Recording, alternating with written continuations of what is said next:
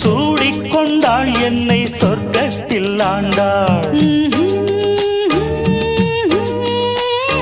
வாரிக்கொண்டாடும் கஞ்சாடை வஞ்சி நீராடும் பொன்னோடை.